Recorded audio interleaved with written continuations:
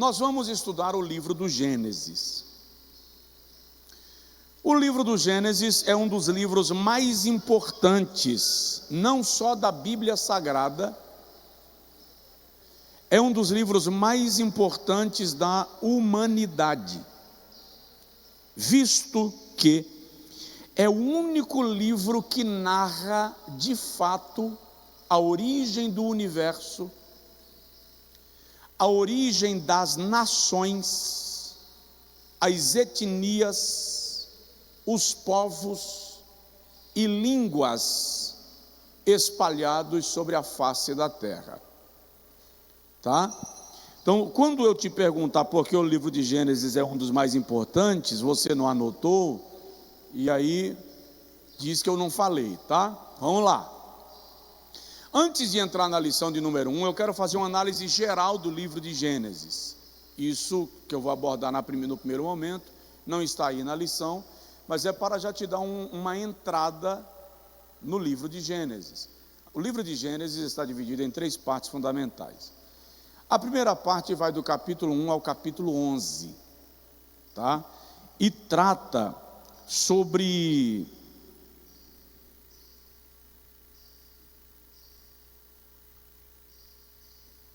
os eventos memoráveis da humanidade, como a criação,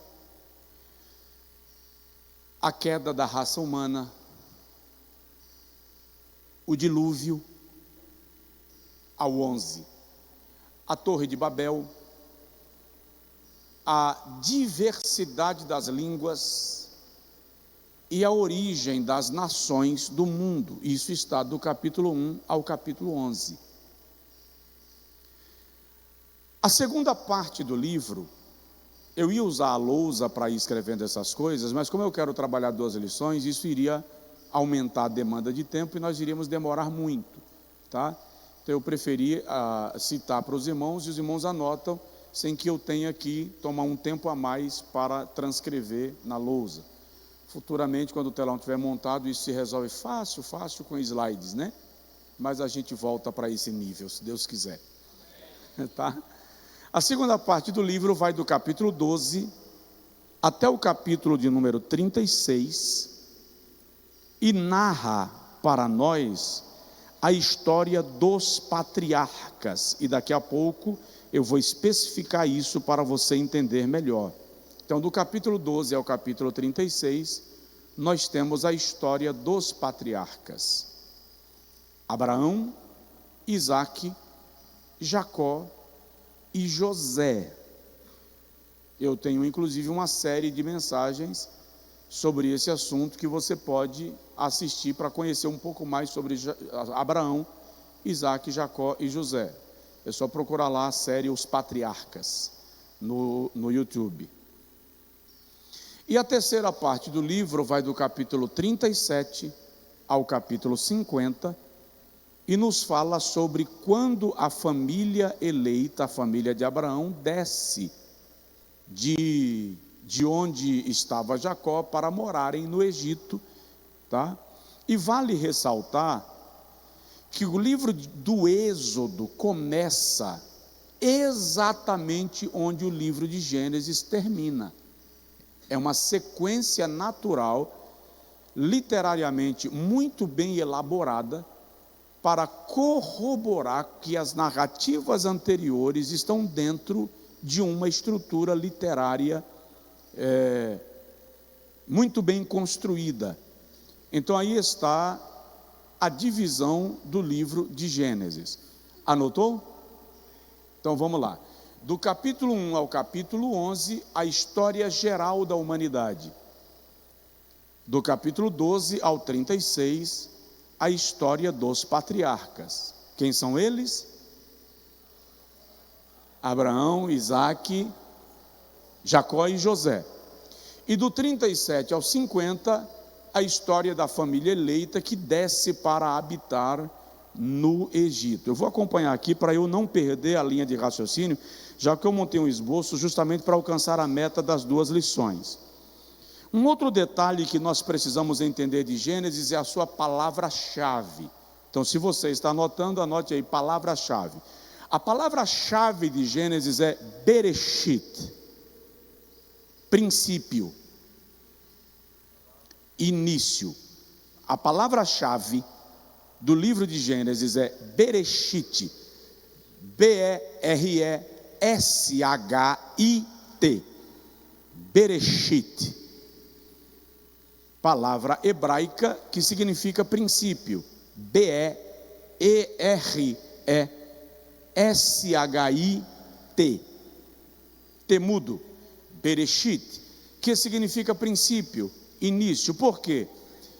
Porque o livro do Gênesis narra o princípio de todas as coisas, o início de todos os fatos. Na verdade, nenhuma literatura no mundo faria sentido qualquer sem o livro de Gênesis, porque tudo, exceto Deus, precisa ter um princípio. E por que exceto Deus? Chegaremos lá, mas antecipo dizendo: Deus é eterno. Deus é eterno, Ele não tem princípio, Ele não tem fim, tá? Deus não é autocriado, Deus é autoexistente. Ele existe independente, Ele é independente de fatores externos, Ele é Deus para todo sempre e assunto indiscutível. Amém? Vamos lá, o autor do livro de Gênesis, a tradição judaica sempre atribuiu a autoria do livro de Gênesis a Moisés, tá bom? O grande legislador e líder de Israel.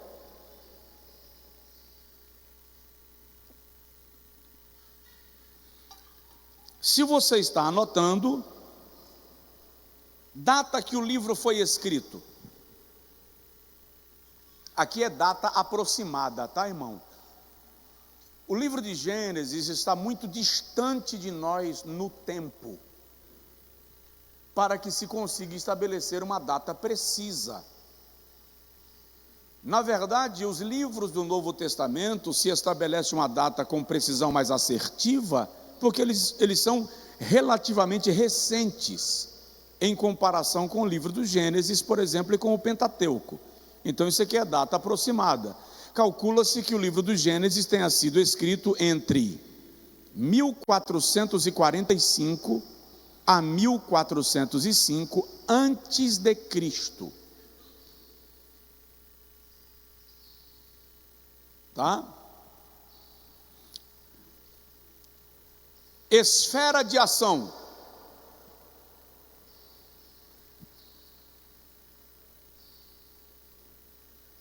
Qual a esfera, qual a cobertura do livro de Gênesis? Bom, os relatos registrados no livro de Gênesis cobrem um período de aproximadamente 2.370 anos.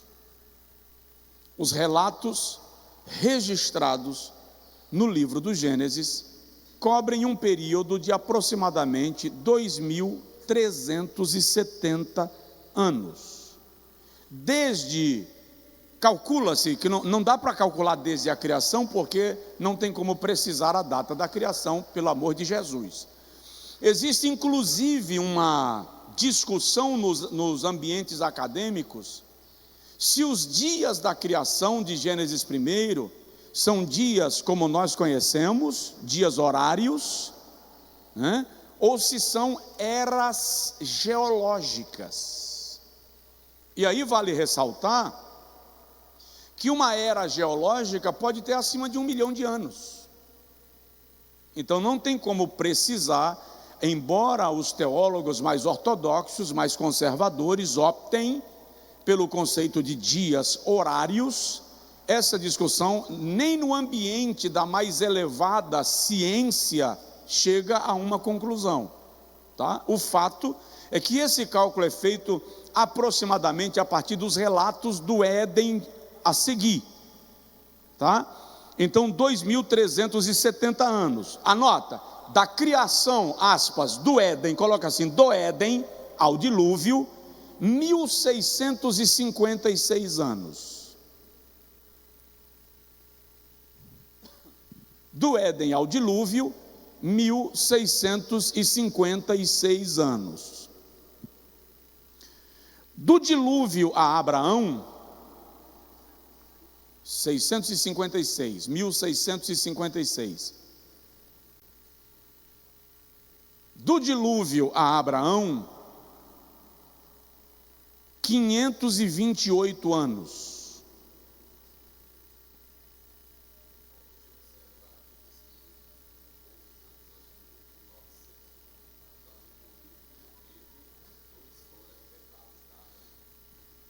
Fato.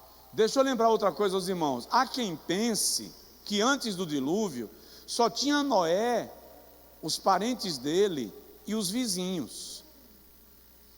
Na verdade, existem relatos e descobertas que apontam para nações poderosíssimas que existiram antes do dilúvio.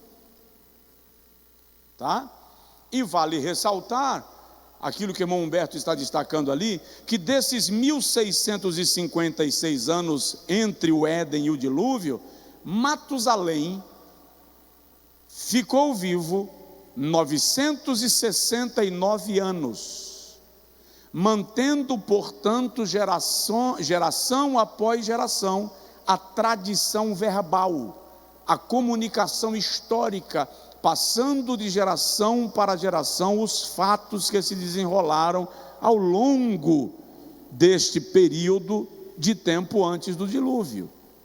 Está entendido? Diga amém.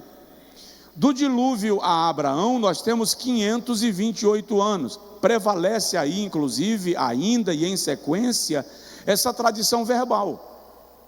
Aí nós temos Noé, os seus filhos.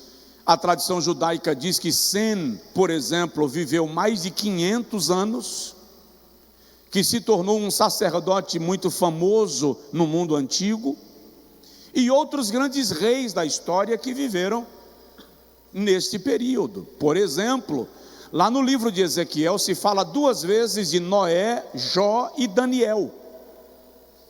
E os estudiosos entendem que aquele Daniel que está citado em Ezequiel não é o Daniel profeta, até porque quando Ezequiel está desenvolvendo seu ministério, Daniel ainda não havia começado o seu ministério profético. Quando Ezequiel começa seu ministério por volta dos 30 anos, Daniel é um jovem de aproximadamente 17, chegando na Babilônia como cativo. Por outro lado, do ponto de vista da regra da literatura, não teria como justificar Ezequiel citar Noé e Jó, que são patriarcas do mundo antigo, e citar Daniel, que era seu contemporâneo. Então, a tradição menciona, a tradição talmúdica menciona que Daniel foi um rei muito sábio do mundo antigo, contemporâneo, por exemplo, desses 2 nomes que são mencionados como Noé e Jó, porque vale ressaltar, e olha bem para mim, Jó viveu no período dos patriarcas, ali 1 ou 2 gerações depois de Abraão. Como na nossa Bíblia Jó aparece perto dos Salmos, a gente tem uma sensação que Jó era vizinho de Davi. Mas Jó está lá no mundo antigo, lá perto dos patriarcas. Os 3 amigos de Jó mencionados são netos ou bisnetos de Salomão através de Esaú ou de Jacó. De Abraão. Eu falei quem? Deus nos ajude. De Abraão. Então, do dilúvio a Abraão, 528 anos. De Abraão a Isaque, 105 anos. E de Isaque a Jacó, 27 anos. Nós estamos aqui fazendo uma análise geral do livro de Gênesis, para o irmão ter uma noção do livro que nós estamos estudando. Tá bom? Deixa eu fazer mais uma abordagem e a gente entra na lição. Escreve assim: estrutura do livro.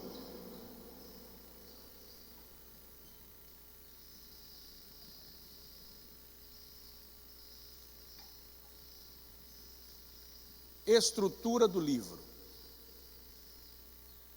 Já escreveu? Então vamos lá.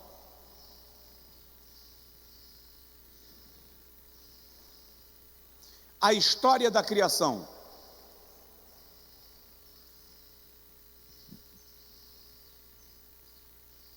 É por isso que eu digo que a próxima cadeira de igreja que eu vou comprar com braço retrátil. Igreja tem que virar sala de aula. Vocês sabiam que a sinagoga era ambiente de educação, de desenvolvimento pedagógico? As sinagogas surgiram como lugar de educação, de formação, né? Formação dentro do ambiente da lei mosaica. Mas vamos lá, que esse é assunto para outra hora. A história da criação, capítulo 1, versículo 1, ao capítulo 2, versículo 4. Estrutura do livro. Se o irmão aprender, olhe nos meus olhos, se você aprender isso aqui, que eu estou te dando agora, nessa introdução, você conhece o livro de Gênesis do ponto de vista panorâmico, a estrutura do livro, tá? Vamos dizer que você domina os assuntos do livro, que essa aí é um outro universo, tá? Mas você conhece a estrutura do livro. Então, a história da criação, capítulo 1, versículo 1 ao capítulo 2, versículo 4.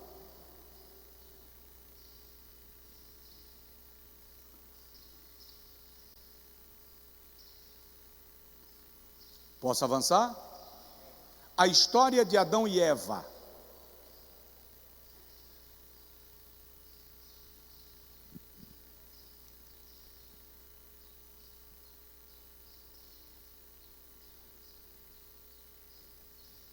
Capítulo 2, versículo 7 ao capítulo 4, versículo 26. A história de Adão e Eva, capítulo 2, versículo 7 ao capítulo 4, versículo 26.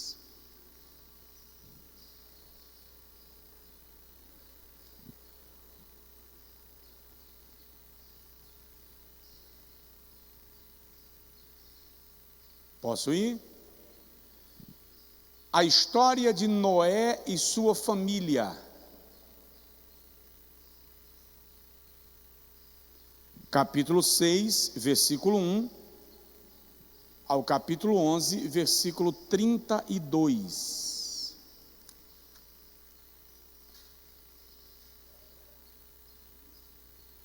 Capítulo 6, versículo 1 ao capítulo 11, versículo 32.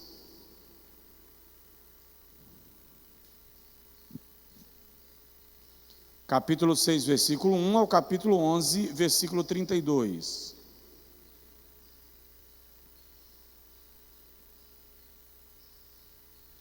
Posso ir? A história de Abraão.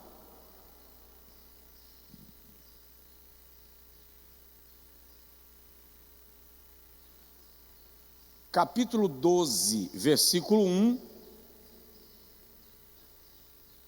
ao capítulo 25, versículo 18. Por que eu não fico quieto, parado, né? Fico andando. Fique quieto aqui.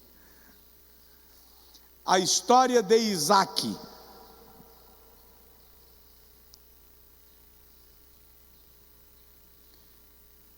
Capítulo 25, versículo 19, ao capítulo 28, versículo 9.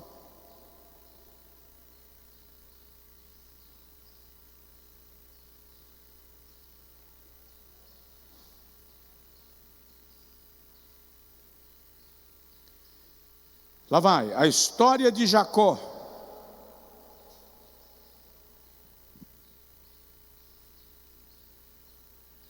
Capítulo 28, versículo 10, ao capítulo 36, versículo 43.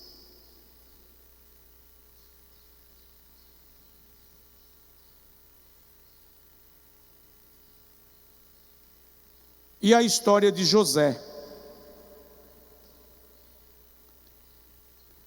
Capítulo 37, versículo 1, ao capítulo 50, versículo 26. Esta é a estrutura do livro de Gênesis, assim ele está dividido. Então, se o irmão aprende, se o irmão entende a divisão literária do livro, facilita a sua compreensão do desenrolar dos fatos e dos acontecimentos. Qual é a importância desse conhecimento? A maioria de nós estuda a Bíblia sem analisar em que contexto o fato citado se desenrola. Quando a gente estuda a Bíblia sem observar o contexto que o fato se desenrola, nós fazemos uma aplicação equivocada do texto. E é na aplicação equivocada do texto que nós estabelecemos verdades nossas, que ainda que boas, não estão relacionadas com aquilo que o texto está de fato nos comunicando. Você entendeu? Diga amém. Agora vamos para a nossa lição, a lição de número 1, porque o que eu te dei agora foi uma visão geral do livro de Gênesis. A lição de número 1 trata do capítulo de número 1, e eu vou destacar, como eu quero trabalhar as duas lições, eu vou destacar pontos importantes de cada subtópico dessa lição. É óbvio que você pode julgar que outros pontos para você tenham sido mais importantes do que aqueles que eu vou destacar. Por quê? Porque os pontos que eu vou destacar são aqueles que esclarecem o versículo. Você vai sublinhá-los e em casa vai estudar aquilo que está no entorno dele. Até porque é possível que no próximo domingo eu traga para você uma pequena avaliação das duas aulas. E o irmão precisa estar apto para respondê-la. Então eu trago uma pequena avaliação, você vai levar para casa e vai responder sem pescar. Para isso você tem que ter entendido o que foi dito. Então o que nós vamos fazer é destacar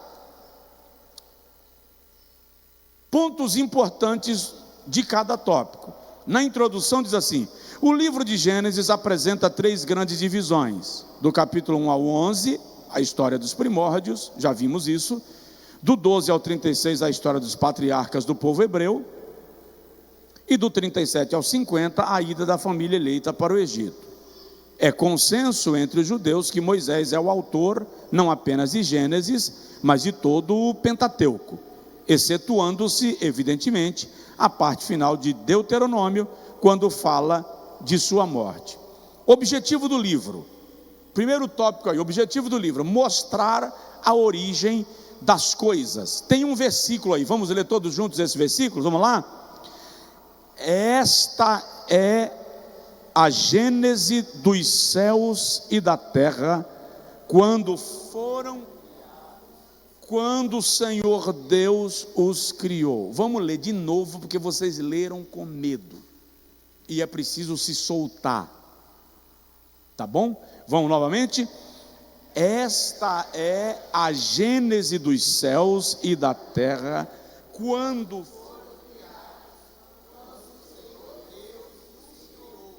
Ok, muito bem.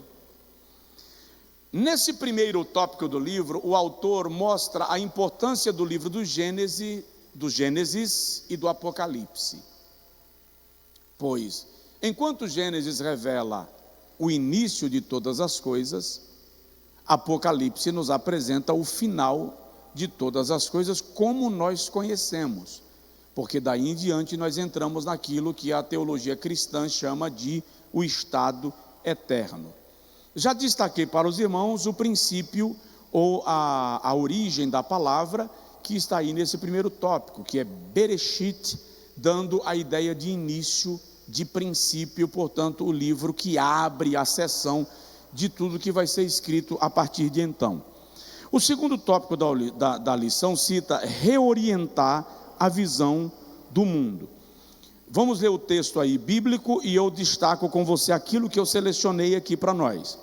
Texto bíblico de Gênesis 2:9 diz, todos juntos, sem medo de errar, solta a voz, tá? Porque aqui a gente cresce no aprendizado. Vamos lá?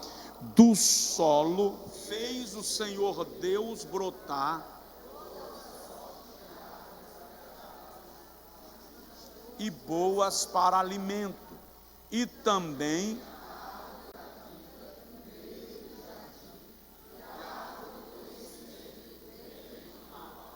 bom, o que eu destaquei aqui está no segundo parágrafo, eu sublinhei, quando o autor diz assim, ao dar essa revelação, encontrou aí no segundo parágrafo?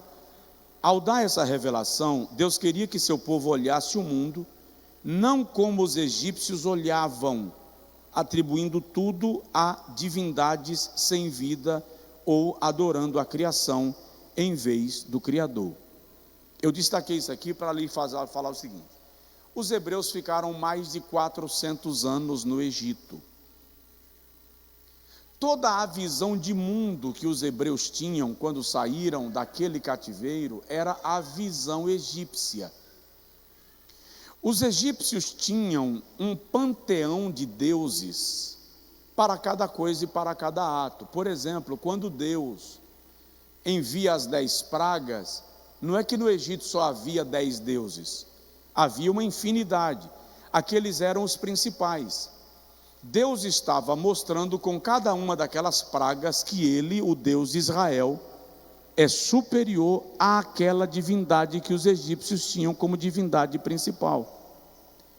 Então, o que o Senhor queria através do texto de Gênesis era dar aos hebreus, seu povo, sua nação escolhida, a visão de como a terra se originou a partir de um Criador absoluto, poderoso e inteligente, e não a partir de divindades sem vida, divindades pagãs.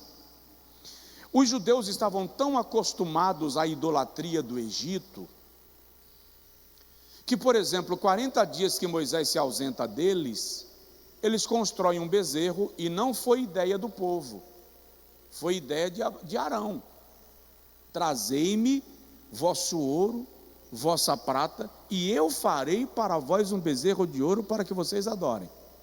E quando ele terminou de construir, é Arão quem diz assim: eis aí o Deus que vos tirou da terra do Egito. Então fazia parte da natureza deles, da cultura deles, a idolatria, porque eles nasceram, cresceram e morreram no Egito ao longo de 400 anos. O Senhor então pretende, com a revelação que dá a Moisés, e com a perícia que Moisés tem em levantar dados e fundamentos da tradição verbal, informar a este povo, a nação eleita, a origem genuína, verdadeira dos céus, da terra, do homem e de toda criatura que se move sobre a terra. Ao final desse tópico, o comentarista fala algo que eu inclusive sublinhei: a ciência devidamente estabelecida e a Bíblia corretamente interpretada nunca se contradizem, pois possuem o mesmo autor. Alguém já disse que o problema é que, presta atenção, o problema é que os cientistas, sempre que pesquisam, consideram a Bíblia como fonte de pesquisa. Mas nós, quando lemos a Bíblia, não consideramos a ciência como fonte de confirmação. Então, a Bíblia e a ciência não são forças opostas, muito pelo contrário. A ciência tem cada vez mais se curvado aos relatos bíblicos que vão se confirmando pelas descobertas que vão se desenvolvendo a partir do crescimento do conhecimento humano. Então, o propósito do livro de Gênesis é mostrar a origem das coisas e reorientar a visão de mundo que os hebreus tinham. Compreendido? Terceiro, mostrar a razão de certas leis. Por exemplo, por que o casamento é monogâmico? Por que o casamento é heterossexual? Por que não podemos adorar imagens? O livro de Gênesis traz para nós a razão dessas leis fundamentais. Nós vamos estudar isso de maneira mais detalhada na lição de número 2, mas Deus cria o homem e a mulher e os une com o propósito de companheirismo mútuo, satisfação amorosa e procriação. Então, quando a Bíblia estabelece o casamento heterossexual, parte de um fundamento biológico. Nós entendemos, portanto, que quem define o gênero não é a sociedade ou as ideologias, mas a biologia. Isso define o gênero. Porque o casamento é monogâmico? Para que haja estabilidade na sociedade. Começando esta estabilidade na família, que é a célula máter, a célula primeira, a célula principal da sociedade. Por que não podemos ter imagens e escultura? Porque o Deus que se revela em Gênesis é o Deus vivo, ativo, criador, poderoso, eterno, que tem o controle de todas as coisas. Então, toda e qualquer imagem de escultura fere a doutrina fundamental da fé no Deus único e verdadeiro. Então, o livro de Gênesis tem o propósito de nos mostrar a razão de determinadas leis que estão se tornando atropeladas pela sociedade odierna, mas que para a igreja são fundamentais. Alguém tentou abrir comigo uma discussão outro dia sobre a questão das outras modalidades de casamento e não o heterossexual, e eu perguntei assim: você acredita na Bíblia como a palavra de Deus? Não. A resposta é simples: acredito ou não acredito. Algumas partes sim, outras partes não pode. Essa dualidade não cabe nas Sagradas Escrituras. Você acredita na Bíblia como a palavra de Deus? Sim ou não? Sim. Pronto. Então, estas verdades são para aqueles que acreditam que a Bíblia é a palavra de Deus. Você não acredita? Você não é obrigado a admiti-las. Para aqueles que as admitem, esta é a verdade. E a gente não vai discutir aquilo que você não acredita. A gente pode conversar no intuito de que eu te mostre fundamentos que poderão te levar a crer. Mas crer em algo parte da disposição de aceitar aquelas verdades, ainda que elas contrariem as minhas preferências. Porque ninguém olhe para mim e ache que eu penso que tudo na Bíblia é facilmente degustável. Tem coisa na Bíblia que não é facilmente degustável. Porém, um dos erros no estudo da Bíblia é achar que a Bíblia é um livro de novela. É achar que a Bíblia é um gibi. Não, presta atenção, a Bíblia é um livro jurídico. É uma constituição. Se você resolver ir embora do Brasil para ir morar no Japão, para você receber cidadania japonesa, você vai ter que se comprometer em se submeter à Constituição do Japão. Isso vale para qualquer nação do mundo. A Bíblia é o livro da Constituição para quem pretende mudar da terra para o céu. Então, se você pretende mudar da terra para o céu, as suas verdades são verdades constitucionais que farão parte do seu dia a dia. Não, eu gosto da terra. Um dia um cara me disse: eu não quero ir para o céu, eu quero ir para o inferno. Pronto, viva de acordo com o lugar que você pretende morar. Entende?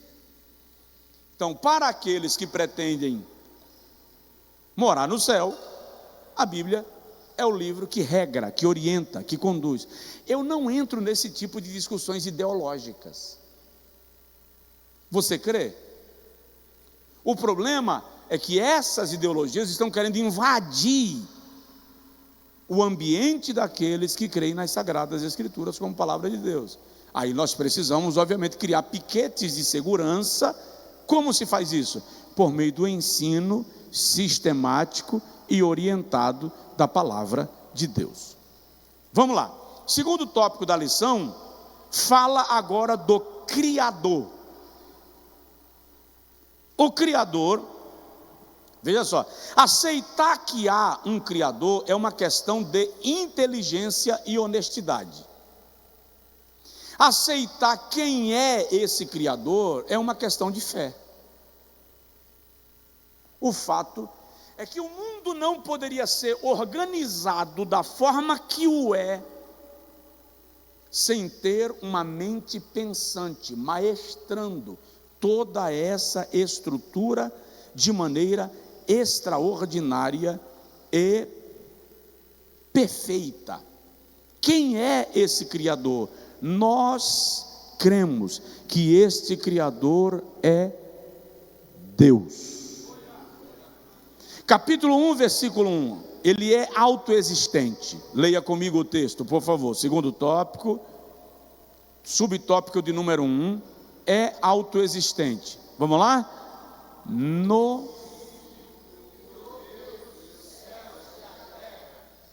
O autor não tem nenhuma preocupação de provar a existência de Deus aqui.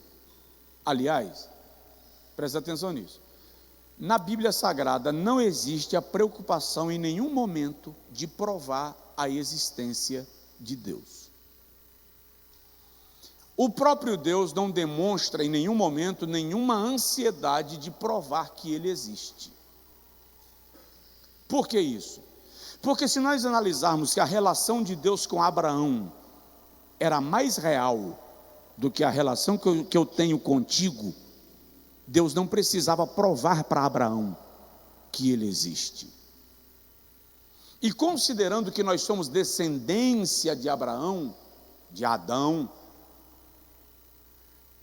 considerando que nós somos descendentes de Adão, está intrínseca em nós a semente da fé que crê na existência de Deus, porque se relaciona com Ele. Você entendeu? Diga amém. Então esse Deus é autoexistente. Como eu disse há pouco, Ele não é autocriado, porque para Ele ser autocriado, Ele teria que existir antes de ter sido criado para criar a si mesmo. Deus, Salmo 92 diz: de eternidade a eternidade, Tu és Deus. Existe para todo sempre, é para todo sempre. É por isso que quando ele conversa com Moisés, em Êxodo 3, ele diz: eu sou o que sou. Eu sou o que sou é uma expressão tão profunda que não há como a gente simplesmente traduzi-la ao pé da letra. É Deus dizendo: eu sou fora do tempo, além do tempo, acima do tempo. Eu sou aquilo que for necessário que eu seja, no momento que precisar que eu seja, sem limite, sem regras, sem limite de espaço, de tempo, de geografia. Ele é o Deus que está no controle, que enche os céus e a terra com a sua presença. Entende? Então, Deus é autoexistente. No segundo subtópico, o autor destaca: Deus é transcendente. Quando nós falamos daquele que é transcendente, nós estamos falando daquele que vai além da sua criação. daquele que é distinto. Estamos falando daquele que está acima de qualquer lei terrena. Não há como usar paralelos na terra para comparar com Deus, porque para Deus não há paralelo. É uma questão de fé. Tudo bem, eu destaquei aqui num culto de terça-feira, uns meses atrás, se você quiser anotar, anota aí, existem algumas crenças equivocadas sobre Deus, como por exemplo, o agnosticismo. O agnosticismo é uma expressão que significa negação. A letra A é um prefixo de privação, e gnostos significa conhecimento. Então, o agnóstico entende que se Deus existe, é impossível conhecê-lo a ponto de afirmar que ele existe ou que ele não existe. Então, o agnóstico fica num ponto neutro. Eu nem digo que Deus existe, nem digo que ele não existe. É impossível negá-lo, mas também é impossível afirmá-lo. Isso se contraria com as Sagradas Escrituras, porque a Bíblia afirma. Salmo de número 19: os céus proclamam a glória de Deus, o firmamento anuncia as obras das suas mãos. Um dia faz declaração a outro dia, e uma noite traz revelação a outra noite. Não há voz, nem fala, mas em toda a terra se ouve as suas palavras. Entende? Então, Deus é. Outra crença errônea sobre Deus que eu apresentei aos irmãos foi o politeísmo, que acredita em diversos deuses. Então, os egípcios, por exemplo, tinham para cada situação um deus. Para você ter uma ideia, na cultura indiana existem mais de 300 milhões de deuses. Para o crente em Jesus, para aquele que crê nas Sagradas Escrituras, Deus é único, soberano, sem concorrente, sem paralelo. O Deus que não se estressa porque alguém se manifestou dizendo Deus, porque alguém resolveu afrontá-lo. Deus está acima de todas essas circunstâncias. O ateísmo é a rejeição da crença na existência de Deus. O deísmo, que é uma postura filosófica que entende que existe um Criador, mas rejeita a ideia da revelação divina. E o panteísmo, que entende que Deus é tudo e tudo é Deus.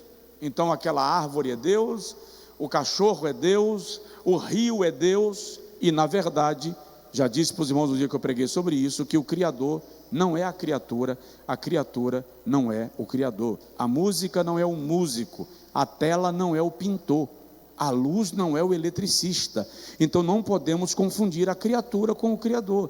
Deus está acima das obras criadas. E terceiro, aí na lição, o Criador, destaca o comentarista, é todo poderoso. O que significa ser todo poderoso? Aquele que tem todo o poder, em toda parte, em todo lugar, e para quem o poder não há limite.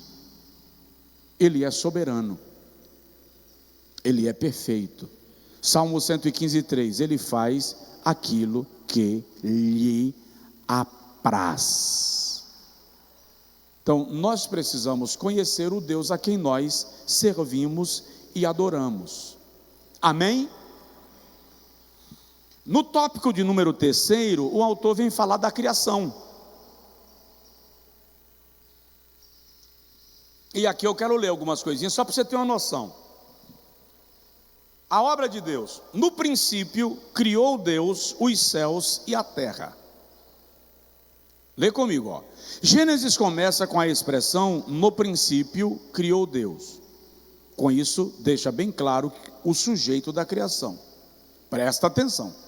A ciência diz que na nossa galáxia, que a nossa galáxia possui mais de 100 bilhões de estrelas. O Sol fica a 240 trilhões de quilômetros do centro da nossa galáxia. 240 trilhões do centro da nossa galáxia. Se a distância entre a Terra e o Sol fosse alterada em apenas 2%, para mais próximo, tudo seria consumido pela temperatura. Se fosse 2% mais distante, tudo seria consumido pelo gelo. Me diz, o Sol está distante do centro da galáxia cerca de 240 trilhões de quilômetros. Não é uma viagem daqui para Salvador. Se ele fosse mais próximo da Terra, 2%, tudo seria consumido pela alta temperatura. Se ele fosse mais distante, 2%, tudo seria consumido pela geleira. Me diz que isso é obra do acaso, que esse cálculo exato é obra do acaso. A ciência diz que no universo conhecido,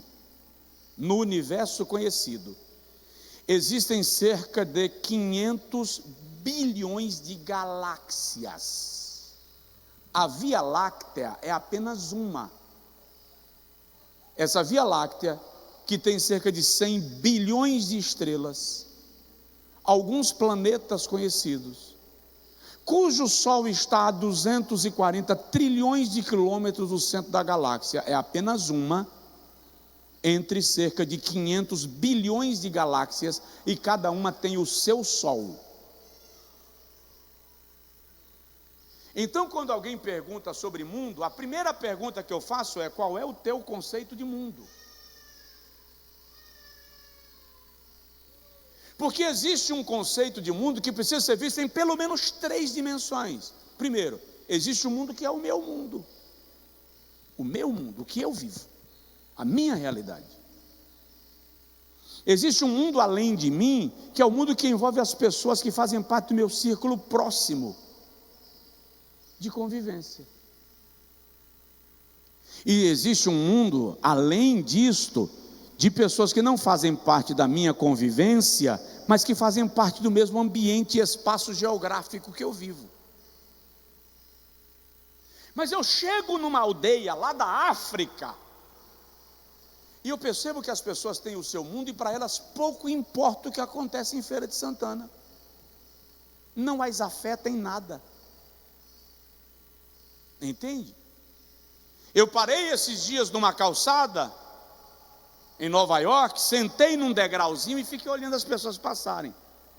Até brinquei com o pastor que estava comigo e falei assim: como será que os extraterrestres olham para nós? Porque o povo estranho ao ser humano. Tem para todo gosto, irmão. Grande, pequeno, bonito, feio, beleza e feieza são verdades, são valores relativos. Porque o bonito para mim não é necessariamente bonito para você, tá? Tem uns que andam esguios, tem uns que andam parecendo um... É sério, para uma hora no shopping, naquele banquinho do shopping, e veja as pessoas passando, sem julgar ninguém, não vai julgar ninguém. Se você chegar em cidades como São Paulo, Nova York, Los Angeles, Roterdã, Amsterdã, você vai ver como as pessoas, no mundo mais amplo, mais diversificado, a coisa é mais estranha ainda. Porque passa gente com tatuagem cobrindo o corpo inteiro, gente que resolveu fazer plástica para tirar o rosto que tinha, colocar rosto de cavalo, rosto de porco, rosto de cachorro. Hoje você já consegue ver nessas cidades gente com rosto de cachorro, não é máscara não, é plástica mesmo. Com outro, que diz que é ser humano, segurando pela coleira, na passarela de um shopping. Então o mundo está estranho, o mundo é estranho. Então a primeira pergunta que eu faço é: qual é o teu conceito de mundo? O fato é que o universo tem pelo menos, ao que diz a ciência, 500 bilhões de sóis. 500 bilhões de galáxias. A nossa é apenas uma. E nessa a ciência já cita cerca de 100 bilhões de estrelas. Olha bem para mim, por favor. E as pessoas querem limitar Deus.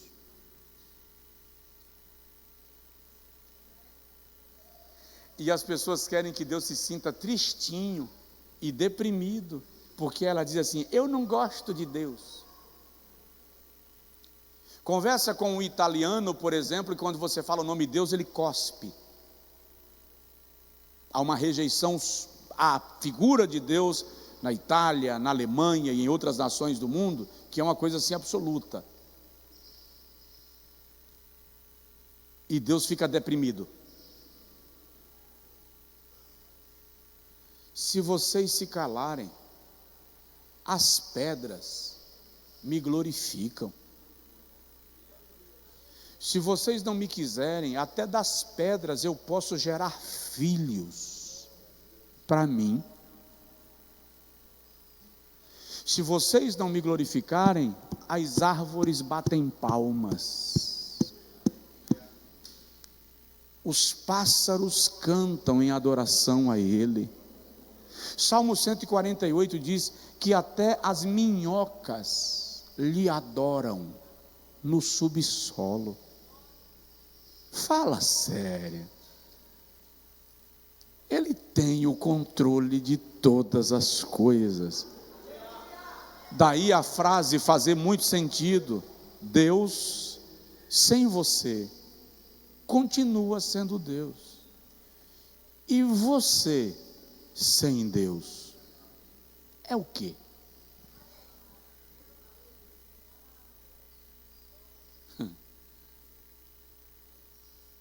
Senhor meu Deus, quando eu maravilhado contemplo a tua imensa criação, a terra e o mar e o céu todo estrelado, me vem falar da tua perfeição. Então minha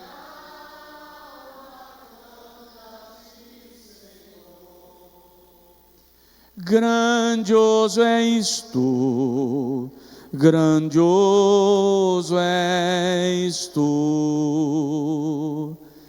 Então minha alma canta-te, Senhor.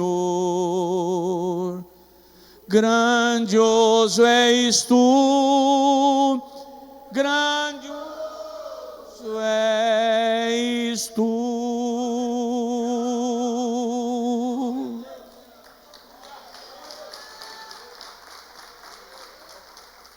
São 10h50. Você aguenta a lição 2? Em 30 minutos a gente faz. Não prometo menos do que isso.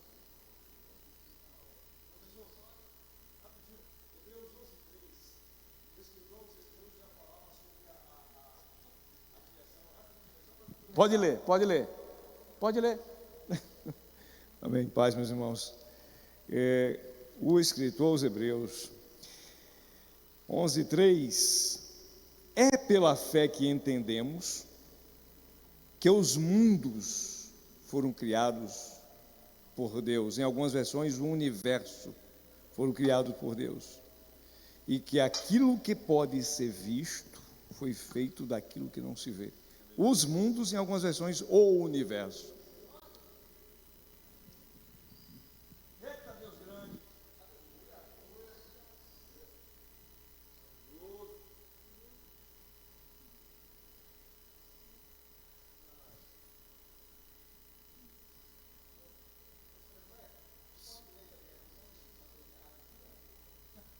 Pode. Não, é que eu vim ver aqui a expressão para os mundos. E a ideia realmente é de que haja, vamos chamar de compartimentos. Ou seja, o mundo não se resume a isso aqui. Galáxias, universos. Tanto que no próprio termo, até o universo aparece no plural. No termo original, a expressão universo aparece no plural. Os universos. Expansão. Então, não há como dimensionar. Quem foi, irmão Erickson? Vai lá e a gente vai para a lição 2 em 30 minutos, porque eu só destaquei alguns pontos, só para a gente não ficar devendo. E como eu estou ministrando na Escola Bíblica de Feira e na Escola Bíblica de Salvador, não dá para eu ficar trabalhando 2 lições toda semana, senão meu desgaste é dobrado. Amém? Amém. Vamos lá. A paz do Senhor, né? É porque na página 10 tem uma citação da nossa lição que eu vou ler rapidinho. Tem assim, ó: ele existe eternamente em 3 pessoas divinas. E o que eu vou partilhar com os irmãos aqui, eu acho que a maioria já sabe, mas é ciência pura. Tem um amigo que diz que a ciência foi um presente de Deus para a humanidade. Eu, quando ouvi ele falar isso, eu me apaixonei. Então, como ele existe eternamente em 3 pessoas divinas, quando ele criou a luz, que é a primeira obra da criação, a luz, ela tem 3 propriedades. Quando se vai estudar sobre luz, são 3 propriedades: intensidade, direção de propagação e espectro de frequência. Quando se estuda sobre luz, estuda-se as 3 propriedades da luz. Quando se estuda sobre matéria, existe apenas 3 propriedades da matéria: prótons, nêutrons e elétrons. Quando se estuda sobre o estado da matéria, estuda-se apenas sobre 3 estados da matéria: sólido, líquido e gasoso. E quando se estuda sobre o espaço que a matéria ocupa, só existe 3 espaços: altura, largura e profundidade. E quando se estuda sobre o tempo em que a matéria existe, só existe 3 tempos: passado, presente e futuro. E eu vou acrescer só uma coisa: quando se estuda sobre música, só existe 3 propriedades na música: melodia, harmonia e ritmo. Em tudo, o Criador deixou a sua assinatura. Marca.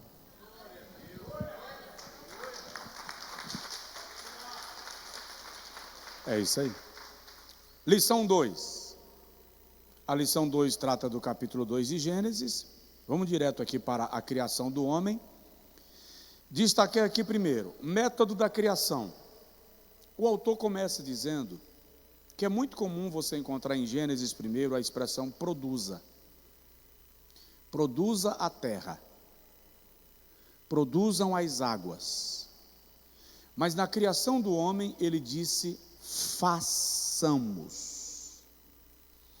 E o verbo hebraico utilizado para a expressão façamos dá a ideia de ação. Presta atenção. Quando Deus diz produza, se você vai anotar, anota assim: produza, 2 pontos, ordem. Deus está dando ordem a alguém. Mas quando ele diz façamos, 2 pontos, ação, dá a ideia de o próprio Deus fazendo acontecer, e você vai entender isso melhor daqui a pouco. Por exemplo, no capítulo 2 de Gênesis, versículo de número 7, a Bíblia diz assim, 2:7, Gênesis 2:7: e formou Deus o homem do pó da terra. O verbo hebraico para formar, utilizado aqui, yetzer, é empregado para falar da obra, por exemplo, do oleiro ou do artífice, que manuseia a sua obra para moldá-la no formato que ele deseja. Então, não é um erro hermenêutico mencionar que Deus, de tudo que ele criou, ele disse, produza, mas o homem, ele veio e trabalhou, moldou, modelou, ajustou segundo o seu propósito. Entendido? É isso que eu queria destacar aqui. Êxodo capítulo 4, versículo 11 e 12, anota isso, irmão desejar. Êxodo 4, 11 e 12. Quando Moisés está conversando com Deus e dizendo, eu sou pesado de língua, eu não sei falar com o faraó, e Deus diz assim, quem fez a boca do homem? E quem fez o nariz do homem? E quem fez o olho do homem? O conceito bíblico de fazer ali é desenhar, é trabalhar o modelo, o formato. Então o homem foi criado de maneira especial, por isso ele é a coroa da criação. Agora, nem por isto ele é feito de material incomum. Quando a gente chega no segundo tópico da lição, a constituição humana, o autor destaca que o homem foi criado, o homem foi formado do pó da terra. E sabe o que é interessante? Nós sempre falamos de barro. Fomos criados do barro. Fomos? Fala aí com o seu vizinho, você é barro. Ele vai ficar chateado. Mas deixa eu te falar, não é barro. Não é barro. A expressão hebraica, afar, fala de poeira. É como se Deus tivesse chegado e feito assim, ó.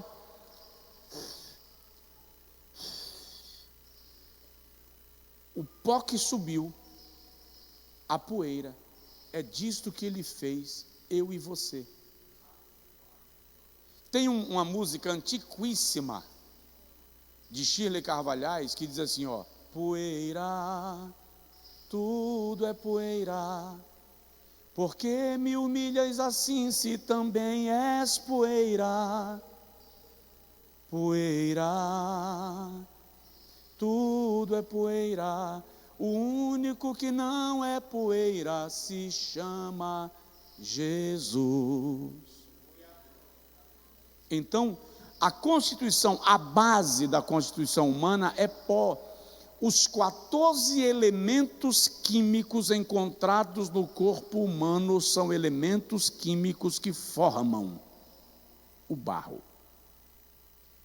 Você é lindo. Você é linda. Mas é pó. É só poeira. Então, por que me machucar? Por que te machucar? Se no final das contas nós somos apenas pó. Ou que consciência que a gente tem que ter, né, irmãos? Que consciência que nós precisamos ter. Outra coisa que eu quero destacar aqui na Constituição Humana, está aí no primeiro parágrafo, quando o autor diz assim, a palavra hebraica traduzida por homem é Adam. É um termo com significado coletivo, de humanidade, e não individual, de homem.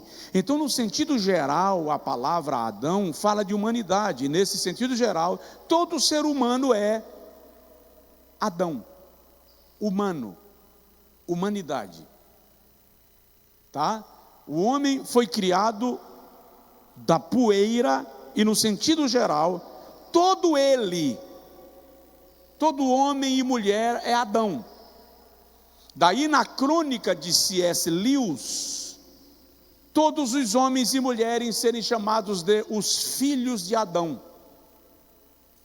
Porque, regra geral, todo ser humano é um Adão. Aí, no segundo parágrafo, terceiro parágrafo da lição, ele diz assim, muito embora o nosso corpo seja pó, Deus o modelou de forma sofisticada e complexa, surpreendendo os mais aprofundados estudiosos da anatomia humana.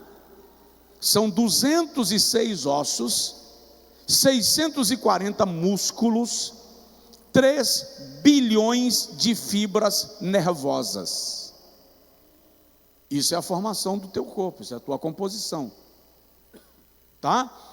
No interior dessa joia de engenharia divina, o coração, de 250 gramas em média, bombeia sangue através de 96 mil quilômetros de veias, suficientes para, se alinhadas, darem 2,5 voltas em torno da Terra. E essa operação se repete 40 milhões de vezes por ano. Então, fala assim com o irmão mais perto: você é poeira, mas é especial. É uma poeira feita à imagem, é o reflexo, é a figura de Deus. Dá para dizer amém? Aí, no segundo subtópico, terceiro, imagem e semelhança de Deus, o autor menciona que a expressão imagem e semelhança, no original não existe o é imagem, semelhança, imagem, semelhança, que é uma espécie de repetição de reforço. Ou seja, o conceito aqui é de imagem, semelhança, é para enfatizar, é para assegurar, é para gerar peso na afirmação. O homem é imagem, semelhança de Deus. Agora, nós não podemos atribuir o conceito de imagem e semelhança ao aspecto físico, porque Deus não é físico, Deus é espírito. Então, se o irmão quiser anotar, anota aí. Eu sempre menciono isso: o homem é a imagem e semelhança de Deus em sua natureza espiritual. Coloca assim, natureza espiritual. Porque o homem é um ser espiritual. Tá? Daí o sábio dizer: o corpo volte ao pó, o espírito volte a Deus. O escritor da epístola aos Hebreus diz que Deus é o pai dos espíritos, fazendo menção do espírito humano. Segundo, o homem é a imagem e semelhança de Deus em sua natureza tricotômica. Já foi dito aqui do Deus triuno, e quando você estuda o homem é um ser tricotômico: corpo, alma e espírito. O homem é a imagem e semelhança de Deus em sua natureza imortal, porque o homem não foi criado para a morte, foi criado para a eternidade. O pecado traz a morte ao mundo. Coloca aí também natureza moral, o senso de certo e de errado. Alguém me perguntou esses dias: pastor, e as pessoas que nunca ouviram o evangelho? Elas não são culpadas, elas vão para o inferno sem ter tido a oportunidade de ouvir o evangelho? Romanos 2,14, Paulo diz assim: aqueles que sem lei morreram, sem lei serão julgados, testemunhando por eles, contra eles ou a favor deles, a sua consciência. Então, os indígenas, por exemplo, para quem não chegou à chamada civilização, porque o conceito de civilização também tem que ser visto, porque o fato de você não fazer parte da minha civilização não significa que você não tem civilização. Mas aqueles para quem não chegou a pregação do evangelho, por exemplo, algumas tribos, quando o trovão retumba, eles se prostram, porque reconhecem a voz de um ser soberano sobre a natureza que está bradando. Eu tenho um amigo nos Estados Unidos, e ele trabalhava numa empresa que só havia muçulmanos, islâmicos. E ele disse que estava trovejando muito, e o amigo dele perguntou assim: Alex, para vocês cristãos, o que é o trovão? Ele disse: bom, para nós cristãos, o trovão é a voz de Deus bradando na natureza. Aí o rapaz falou assim: pois para nós o trovão é e soltou uma barbaridade que não convém, nem pela heresia, nem pela questão ética, repetir. O trovão é pá de Deus. Alex disse assim: Josué, na hora desceu um raio. Só que nos Estados Unidos todos os prédios têm para-raios. Então o raio não desceu sobre o prédio, desceu numa árvore que estava a uns 100 metros do prédio, e o raio veio. A gente via a manifestação da eletricidade pelo canto da parede, e acertou na caixa torácica desse cara, e ele estava com uma vasilha de pão, e esse troço jogou ele lá 15 metros no meio da avenida. O cara caiu apagado, foi para UTI, ficou em estado de coma uma semana. Saiu do coma, acordou. Aí Alex disse: depois eu resolvi visitar ele. Ele ainda estava no hospital. Quando eu cheguei na porta do hospital, ele acenou com a mão. Eu me aproximei do quarto, e ele olhou para Alex e disse assim: o que eu faço para pedir desculpa para o seu Deus? Alex disse que falou com ele: ele não ouviu quando você falou sua barbaridade? Pede desculpa, que ele ouve também. Então, o Deus que tem o controle de todas as coisas e que criou o homem do pó, imagem e semelhança. Então agora presta atenção. Deus cria o homem. Só que Gênesis 1:26 tem um aspecto bastante sério. Criou o homem, macho e fêmea, os criou. Então o que é Gênesis 2? O homem e a mulher já são criados em Gênesis 1. Em Gênesis 2, Moisés vai nos dar um detalhamento dessa criação. Nós encontramos ali a primeira cirurgia sendo feita quando Deus adormece o homem e dá costela. Diga comigo, costela. Me diz que só eu sou meio doido. Quando eu era adolescente, eu ficava contando qual era o lado que faltava uma costela. Ninguém aqui nunca fez isso? Sim ou não, irmão? Confessa aí. Só eu mesmo, né? Tá, tudo bem, eu admito. Interessante que o conceito, tá ali, tem mais um. Alguém resolveu assinar esse atestado comigo. O conceito de costela ali não é costela osso. O conceito de costela ali é metade. É Deus tirar a metade do homem e formar dessa metade a mulher. Entende? Agora, eu disse aqui essa semana, Deus não cria o homem e a mulher para serem opositores. O conceito de guerra dos sexos é diabólico. Deus cria a mulher para que a mulher e o homem, unidos a um propósito, cumpram uma missão de cuidar de toda a criação. Tá? Então ela é tirada do homem. E o Senhor diz assim: não é bom que o homem esteja, não é bom que o homem esteja, não é bom que o homem esteja. Desculpa, não me leva a mal, mas esse versículo não está falando de casamento. Você pode forçar a barra, puxar a corda, esticar o elástico, mas esse versículo não está falando de casamento. Você pode até aplicá-lo, mas não é a mensagem primária do texto. Choquei, né?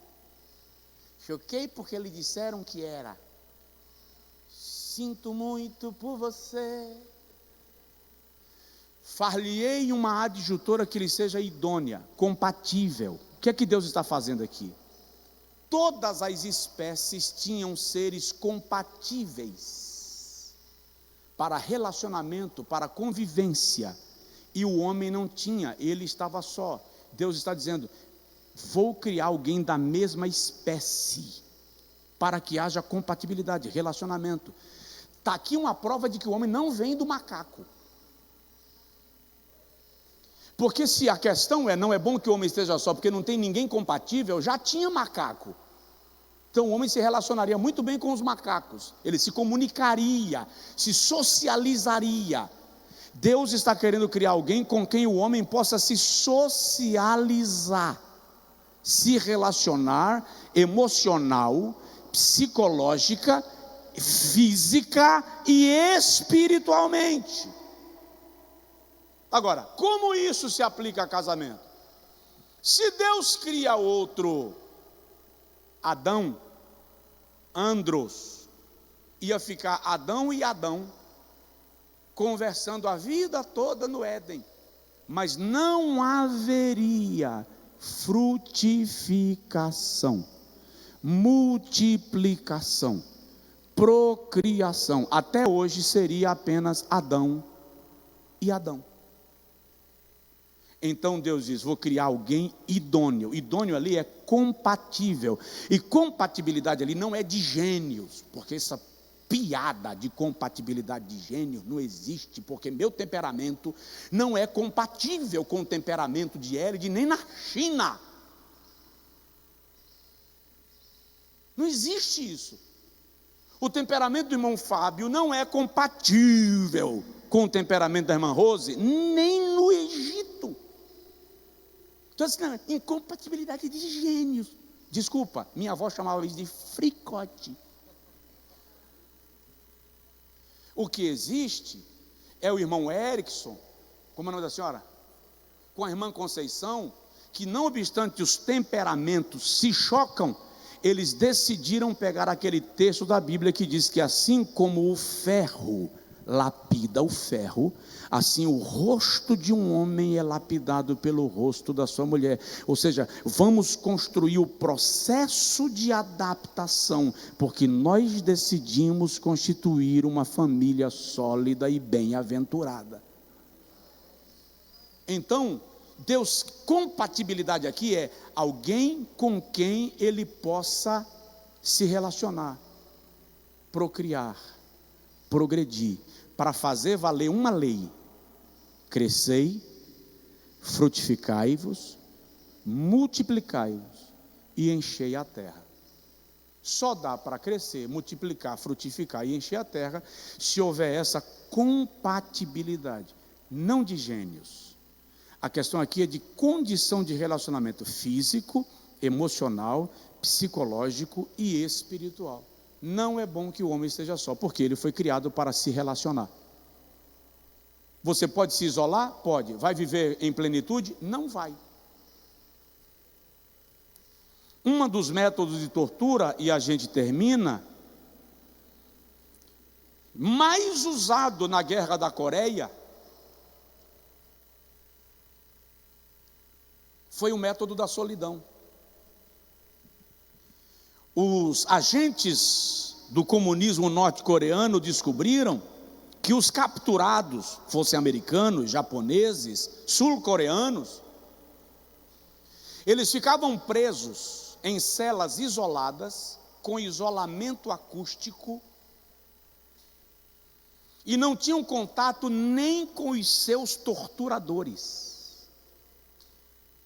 O torturador chegava com sapatos sem ruídos, abria uma brecha na porta, enfiava a comida e saía sem dizer nada. A partir do 14º dia, sem contato com o mundo, sem comunicação, sem ruído, sem barulho, a primeira sequela é de alucinações e leva o indivíduo à loucura, porque o ser humano, com 40 dias, ele está louco, irreversivelmente louco. Porque o ser humano precisa se comunicar. Por isso, seu marido, quando você fica com raiva, que você trata a mulher com indiferença, você quebra algo da essência da natureza, comunicação.